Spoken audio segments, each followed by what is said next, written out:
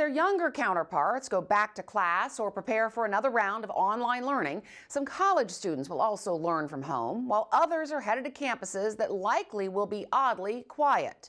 The COVID-19 pandemic has given way to uncertainty and confusion all across the economy, and it's reflected in Ohio's many college communities. State House correspondent Joe Ingles reports. Ohio University is about to begin classes this academic school year, but when the school starts its classes virtually this year, at least one student will be missing. Joe O'Shaughnessy of Columbus recently withdrew after OU announced fall semester classes would be online. And it was brutal. Yeah, online classes they're insanely different. They require an entirely different work ethic. It's personally not what I want. I do know a lot of people that would love to have just all of the work for the semester laid out in front of them so that they can do it. But I'd like to take it step by step.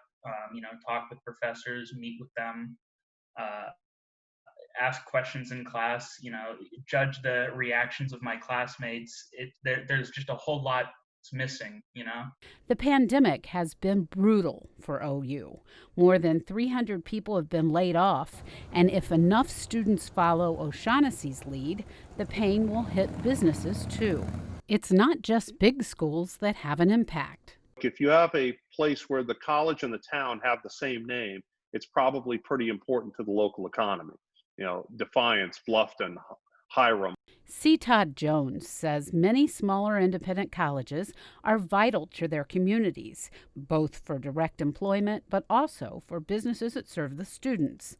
But he notes there's an encouraging sign in some of those smaller schools right now. Our colleges are running ahead of where they expected to run in terms of enrollment.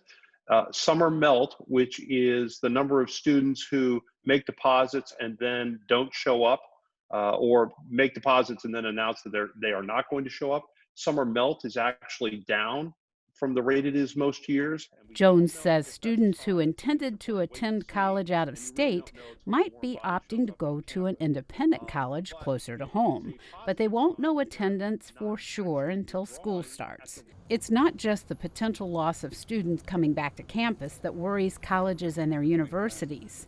Earlier this week, the Big Ten canceled fall sports. And while that's crushing to thousands of athletes playing volleyball, soccer, and cross country, for most people, that means no football at Ohio State University. The decision is a huge disappointment for players and their fans, but it's a downright blow to Columbus businesses that thrive on those games. The varsity club is just steps away from OSU's famous horseshoe, and through the generations, it's been packed on game day. It's devastating for us. We are based really on Ohio State athletics. We get a lot of fans before and after really all the events. And I'm talking volleyball, obviously basketball and football, concerts at the Schottenstein Center.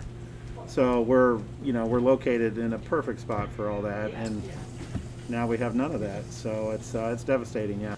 The realization that life won't be going back to the way it was anytime soon isn't just hitting the varsity club. The lobby group that represents Ohio's 23,000 bars and restaurants says 54% of owners surveyed say they don't think their businesses can make it through the next 9 months. That's equivalent to 585,000 people who work in this industry within the state, okay, which makes it the second largest employer. What that means is if you lose 54% of the restaurants, that's 310,500 employees that would be out of work. John Barker says restaurants and bars are already hurting because since May, they've been operating at 50% capacity due to coronavirus regulations. And 2 weeks ago, bars were ordered to stop selling alcohol after 10 p.m. Barker says restaurants are worried they'll lose even more when the weather gets too cold for patio service. And now, without college sports and likely NFL games, Barker says the hit will be even harder. But doctors say the human cost could be even greater because COVID-19 can have devastating effects on patients who are able to survive it. Governor Mike DeWine says he knows this decision is tough on many people. Well, as a football fan, and we have a lot of them in Ohio, and a lot of Buckeye fans, that certainly is not good news. Ultimately, this is a decision that has to be made by the schools. They weigh many things, and I'm sure they start off with the safety of their players. Balancing lives and livelihoods has been a struggle during this pandemic. And when it's finally over, many more closed signs could dot Ohio's landscape. Jo Ingles, State House News Bureau.